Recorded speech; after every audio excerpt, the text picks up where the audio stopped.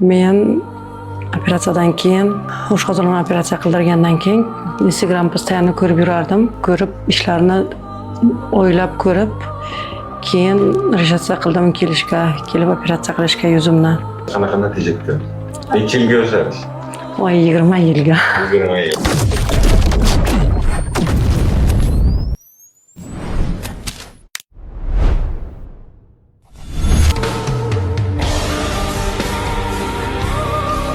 Yuz tortish amaliyotidan keyingi 1 yillik rezultatni sizlarga ulashmoqchiman. Ko'rishingiz mumkin, bemorimiz 50 yoshdalar. Ровно 1 yil bo'ldi, aziz obunachilar. Bemorimizda albatta endoskopiический подтяжка lоб и yuz tortish amaliyoti, smas platizmoplastik amaliyoti o'tkazilgan. Ko'rishingiz mumkin. Natijamizga baho bering aziz obunachilar. Opajon, qanaqasiz? Yaxshimisiz? 1 yillik rezultat yoqdimi sizga?